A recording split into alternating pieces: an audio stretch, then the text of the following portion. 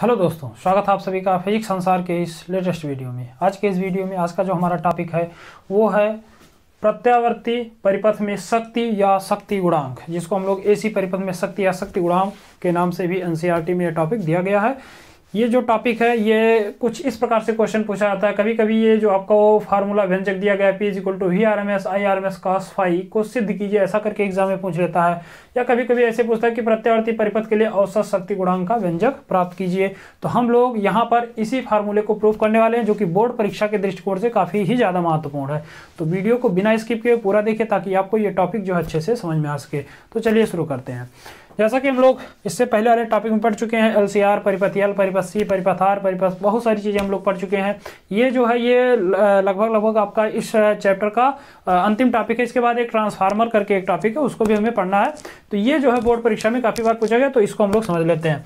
हम लोग जानते हैं कि जो P है वो क्या होता है, शक्ति होता है। V जो होता है ये होता है आपका वोल्टता का IRMS मान। RMS का मतलब होता है वर्ग माध्य मूल मान। R का मतलब होता है रूट, M मतलब मीन मतलब माध्य, और S मतलब स्क्वायर मतलब वर्ग, और रूट मतलब मूल। तो ये है आपका वोल्टेज का वर्ग माध्य मूल मान, और ये है आपका धारा का वर्ग माध्य मूल मान। तो हमें इसी सूत्र को क्या करना, प्रूफ करना है। तो इसी को चलिए हम लोग प्रूफ करते हैं। इसके लिए हम लोग मान लेते हैं कि LCR परिपथ के लिए जो आपका वोल्टेज और जो आपका धारा, इसके लिए जो कलांतर इन दोनों के बीच का जो कलांतर वो फाई है। तो इस स्थिति में यहां से आपको दो व्यंजक प्राप्त होंगे। तो अगर आपको नोट्स बनाना है तो मैं पहले लैंग्वेज लिख देता हूं ताकि आपको नोट्स बनाने में कोई समस्या ना हो। तो यहां पर लिखेंगे कि माना LCR परिपथ के लिए, यहां पर लिखेंगे माना LCR परिपथ के लिए, माना LCR परिपथ के लिए धारा और वोल्टता के बीच, धारा और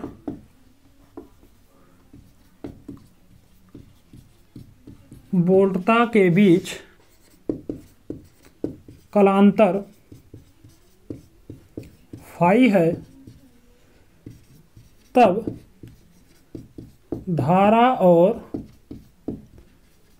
वोल्टता के निम्न समीकरण प्राप्त होंगे। अगर इनके बीच कलांतर जो हो फाई है तो उस स्थिति में जो धारा है और जो वोल्टता, इसके बीच का जो कलांतर होगा, इसके बीच का जो समीकरण होगा वो कुछ निम्न प्रकार का होगा। यहाँ पर हम लोग वोल्टता का समीकरण पढ़ ही चुके हैं कि V = होता है Vm sin ωt, और I का जो मान होता है ये होता है आपका Im × sin ωt प्लस नहीं, यहाँ पर क्या करेंगे -φ। ये होता आपका धारा का सूत्र, और ये होता आपका वोल्टता का सूत्र। कब होगा, जब धारा और वोल्टेज के बीच का कलांतर क्या हो, दोनों के बीच का कलांतर हमने क्या माना है, फाई होगा। तो उस स्थिति में निम्न समीकरण प्राप्त होता है। हमें ज्ञात क्या करना, हमें ज्ञात करना है शक्ति। तो हम लोग जानते हैं, यहां पर लिखेंगे, हम जानते हैं, हम लोग एक टॉपिक पढ़ चुके हैं कि P = होता है V × I। आपने पढ़ा है कि किसी भी जो आपका वोल्टेज होता है और जो धारा होता है उसका जो गुणनफल होता है वो क्या होता है, शक्ति होता है। ये आपने कक्षा 10 में भी पढ़ा और आपका कक्षा 12 में पढ़ाया गया है कि शक्ति बराबर जो होता है वो वोल्टेज गुणे करंट होता है, धारा होता है। यहाँ से V × I हो जाएगा। अब यहाँ से हम क्या करते हैं, V और I का मान लाकर रखते हैं। तो यहाँ से P = हो जाएगा, V का मान है आपका Vm sin ωt × I का मान देखेंगे तो ये है आपका Im sin ωt - φ, ये मान होता है। यहाँ से Vm और Im को एक साथ कर लेते तो P = हो जाएगा Vm × Im, इधर आपका आएगा sin ωt × sin ωt - φ, ये हो जाएगा। तो अब यहां से हम क्या करते हैं, यहां से sin ωt और sin ωt - φ आ गया। हम क्या करते हैं, यहां से एक सूत्र बनाते हैं 2 sin A sin B का। तो इसके लिए हम क्या करते हैं, इसमें 2 से गुणा और 2 से भाग करते हैं, क्योंकि इसके आगे इसमें हम कुछ ज्यादा सॉल्व नहीं कर सकते। तो हम क्या करते हैं, यहां से थोड़ा सा दिमाग लगाते हैं। हम क्या करते हैं, 2 से इस पक्ष में गुणा करते हैं, तो ये हो जाएगा, ये हो जाएगा आपका Vm × Im/2 और मल्टीप्लाई बाई 2, यानी गुणा भी करेंगे भाग भी करेंगे। गुणा भाग करने से मान पर कोई प्रभाव नहीं पड़ता। तो ये हो जाएगा 2 sin ωt × sin omega T minus 5, ये हो जाएगा। अब यहाँ पर देखो तो ये एक सूत्र हो गया 2 साइन ए इंटू साइन बी का, और हम लोग एक सूत्र पढ़ते हैं, इस सूत्र को आप यहाँ पर लिख दे रहे हैं। हम लोग जानते हैं कि 2 साइन ए इंटू साइन बी बराबर होता है एक सूत्र cos A minus B, cos A minus B minus cos A plus B. ये एक फार्मूला होता है किसका, तो 2 साइन ए साइन बी का एक फार्मूला होता है, और ये होता है 2 साइन ए साइन बी बराबर cos A minus B minus cos A plus B. आपने कक्षा 10 में पढ़ा होगा, और अगर आप इंटर में मैथ लिए हैं तो आपने इसको पढ़ा ही होगा गणित वाले चैप्टर में कि 2 साइन ए साइन बी बराबर होता है cos A minus B minus cos A plus B. अब हम क्या करते हैं, इसी फार्मूले का उपयोग यहाँ पर करते हैं। तो ये हो जाएगा आपका P is equal to V M into I M upon 2 into, इसको चेंज कर देंगे तो ये हो जाएगा cos a माइनस बी, यानी यहाँ पर ये जो आपका ओमेगा टी है ये a है, और ओमेगा टी माइनस 5 जो है ये आपका b है। तो ये हो जाएगा cos ओमेगा टी माइनस, ये है आपका ओमेगा टी माइनस 5 और into cos a plus b। तो यहाँ से एक चीज आपको यहाँ पर ध्यान देना, यहाँ पर ये क्या है, इंटू नहीं है क्या, माइनस है, तो यहाँ पर क्या लगाएंगे minus cos a minus A plus B. तो ए की जगह क्या हो जाएगा, ए की जगह पे है आपका ओमेगा, और प्लस बी की जगह क्या है, तो बी की जगह पे है ओमेगा टी माइनस 5, ये हो जाएगा। अब यहाँ पर देखो तो ये जब ब्रैकेट ओपन करेंगे, तो ब्रैकेट जब ओपन करेंगे तो यहाँ से अंदर इसका क्या होगा, गुणा हो जाएगा, और यहाँ से P बराबर आ जाएगा आपका V M into I M upon 2 into cos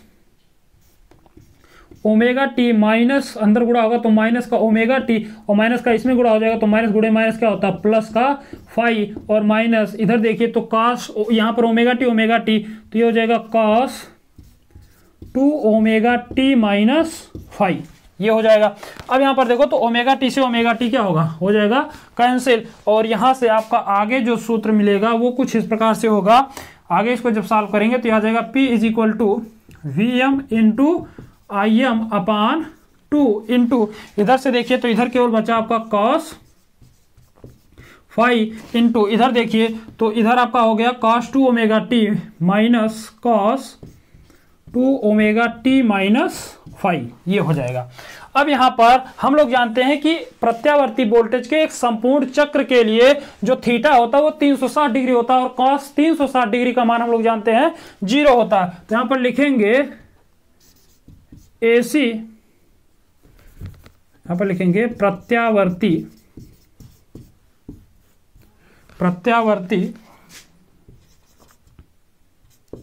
धारा के एक पूर्ण चक्र के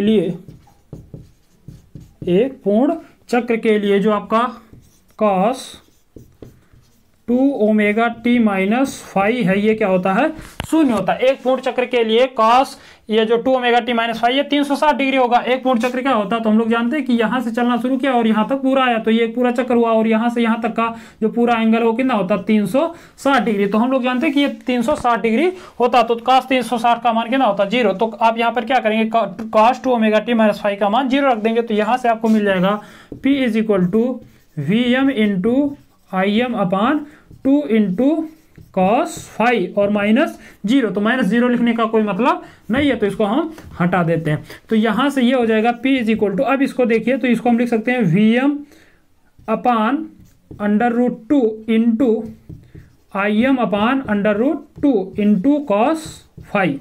इसको अगर ना समझ पाए तो इसको हमने क्या किया, जो आपका 2 था इसको हमने √2 गुणे √2 कर दिया। आप जानते हैं कि आप 2 को क्या लिख सकते हैं, √2 इंटू √2, दोनों का गुणा करेंगे तो घाते क्या होंगी, जुड़ जाएंगे, और घाते जुड़ जाएंगे और मान क्या मिल जाएगा, 2 मिल जाएगा। तो आप 2 को इस प्रकार से अलग अलग लिख सकते हैं। क्यों लिखें, क्योंकि इस प्रकार का हमें एक सूत्र पढ़े हैं। तो हम लोग अब देखिए जब ये चेंज कर देंगे तो हम लोग जानते हैं यहाँ पर लिखेंगे, चूंकि वी एम अपान जो √2 होता है ये होता है VRMS, किसका, वोल्टेज का वर्ग माध्य मूल मान होता है वी एम अपान √2, और जो आपका आई एम अपान √2 है ये होता है IRMS, यानी धारा का वर्ग स्क्वायर मतलब वर्ग, मीन मतलब माध्य, आर मतलब रूट और रूट मतलब मूल। तो वर्ग माध्य मूल मान ये होता है। तो ये दोनों मान जब यहां पर लाकर रखेंगे तो P इज इक्वल टू आ जाएगा, यहां से आ जाएगा V R M S into I R M S और आ जाएगा कॉस फाई। और ये होता है आपका शक्ति गुणांक का सूत्र किसके लिए, एसी परिपथ के लिए, जो कि यहां पर दिया गया था कि P equal to V R M S into I R M S into cos phi. तो इस प्रकार से आप इसका प्रूफ एग्जाम में अच्छे से लिख सकते हैं और आप अच्छा नंबर प्राप्त कर सकते हैं। तो यदि आप इसका स्क्रीनशॉट लेना चाहते हैं तो स्क्रीनशॉट ले लीजिए, और यदि टॉपिक अच्छे से समझ में आया हो तो चैनल को सब्सक्राइब कीजिए, वीडियो को लाइक कीजिए, शेयर भी कीजिए। मिलते हैं अगले वीडियो में, तब तक के लिए जय हिंद।